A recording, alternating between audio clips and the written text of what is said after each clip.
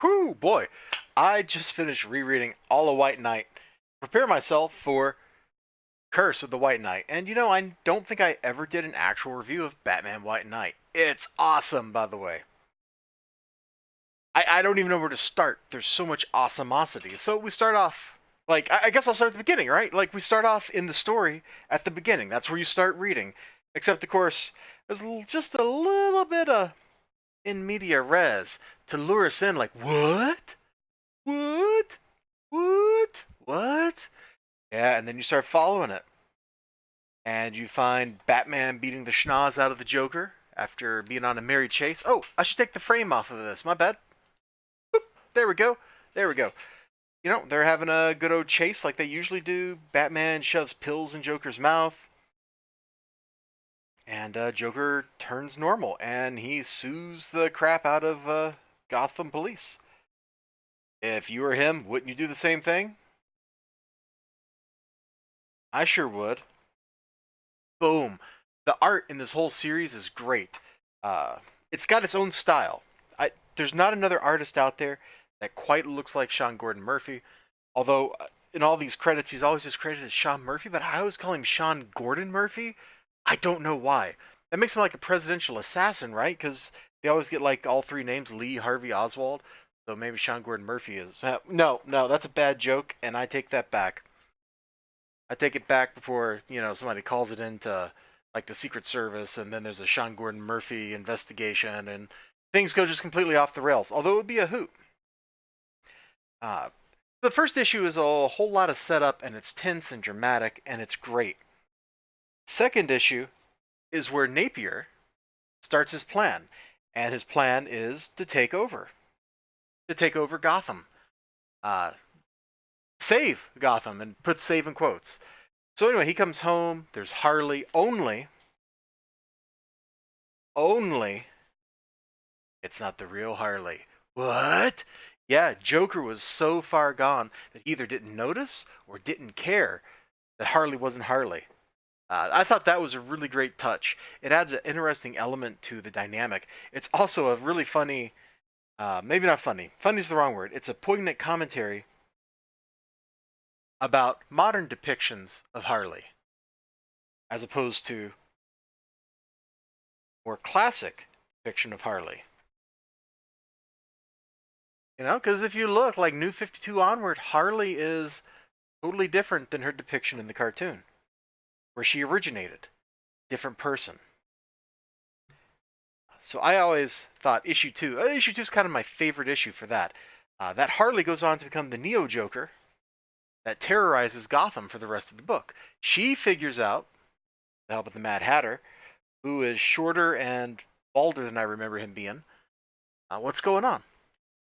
One of the things that make White Knight work so well is that it takes something we're familiar with and it builds something new and terrific on top of it. So it takes basically the Batman cartoon, I think, is what it draws most of its inspiration from. There's a reference in here to Batman and Harley back in that one episode of the cartoon where everything went wrong for Harley after she got out on parole, and she went to buy a dress, and things just went nuts, and she ended up essentially stealing the dress by accident.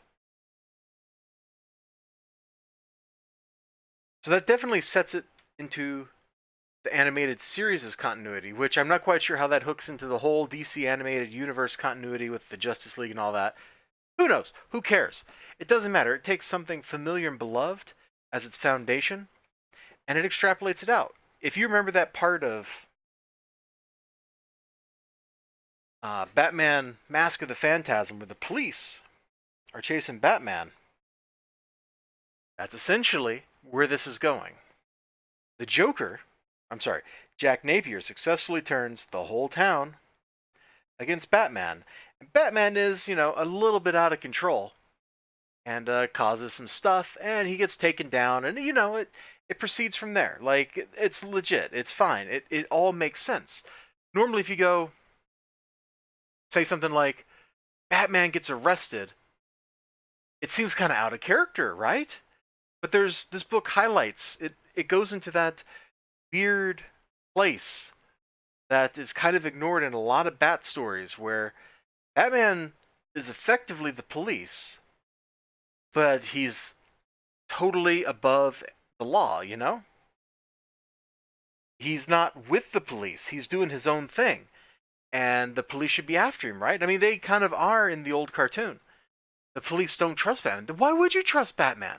He's a criminal.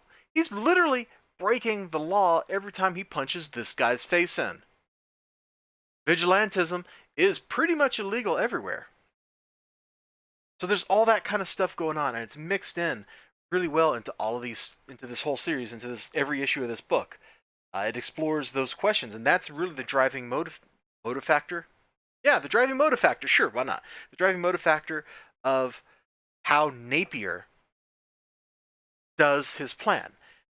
He manipulates people. You know, he's still got like Joker genius, so he knows what's up. He manipulates people.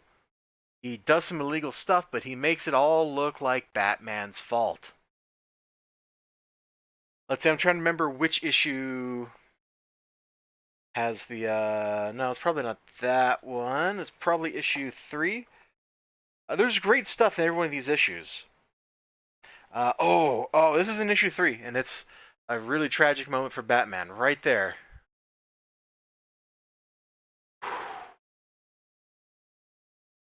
Oh boy.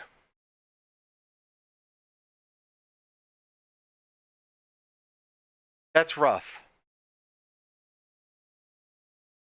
That is absolutely rough. There's Clayface. Doesn't he look awesome back there? He looks awesome. Everything looks awesome. Mr. Freeze, he gets unfrozed. I thought that was a wonderful touch. It's a great way to wrap up his story. And this sets up a lot of plot threads. There's a lot of things hanging out in this story. Whether we're talking like Mr. Freeze over here and the crazy freeze tech that he has at his disposal, or in this case, that Neo Joker gets at her disposal. Look at that. But where did that come from? How do you hide a gigantic gun, right? How do you hide that? Well, you can hide that if, for example, you build it underneath something, right? Yeah. So there's old secrets.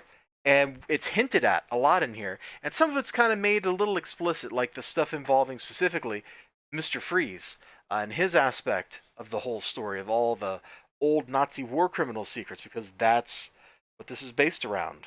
Or that's what his whole angle is based around. You can see Neo Joker uses the freeze gun.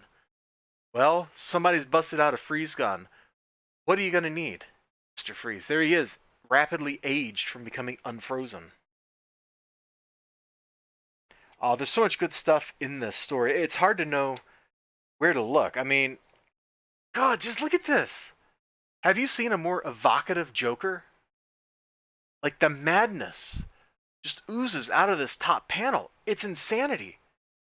Mismatched eyes, the crazy shading, the mad smile. I can hear Mark Hamill's voice laughing in that panel. I really can. I don't even need to look at it for too long. I know exactly what it sounds like. God, and Harley, she's drawn so well here. The only depiction of Harley that I think is as good looking here, aside from Bruce Timm in the cartoon, which is the most iconic, but the only depiction that's as good looking as this Harley is when Stefan Sejic does his little Harleen art, which I think we're getting a book out of soon, right? Like I got that down. I want that. That'll be awesome. There are so many good panels here. Everything is good. Like I can't even like look at this and criticize the panel layouts, anything, because he switches it up so often. Everything is dynamic. Everything just oozes. And as the issues go forward, you know, we start off. It's a very classic kind of arc. You start off with setup. What happens at setup? You make it more interesting. You raise the stakes. What do you do after that? You keep making it more interesting. You got a hero, right, who fights alone. Well, you need to cause some trouble. You got to shake up the status quo.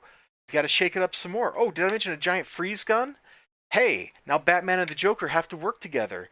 And then the last issue, number 8 right here, this entire issue is a fight sequence. It's a fight and a chase. There is nothing else going on in this book except for action until the very end of it when we get to the anticlimax and stuff starts wrapping up.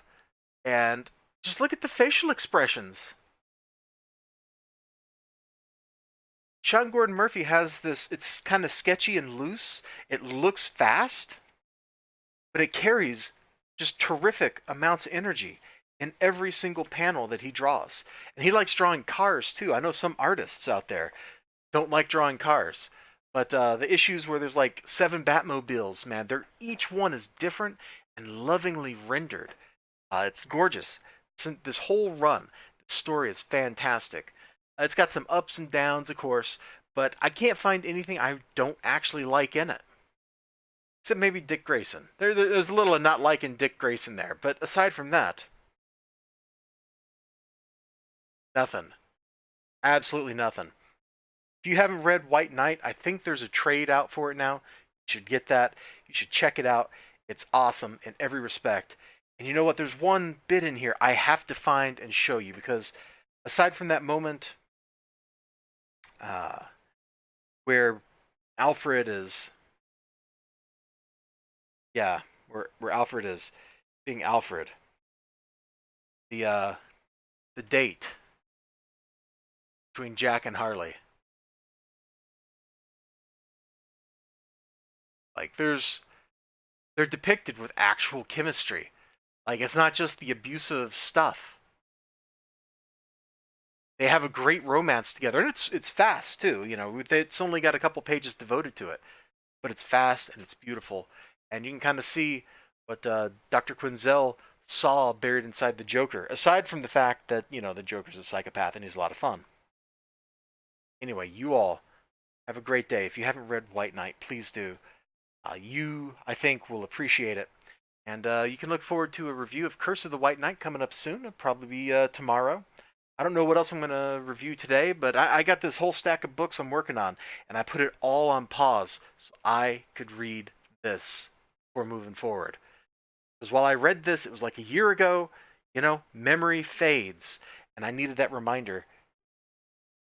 Take care of yourselves, and bye-bye.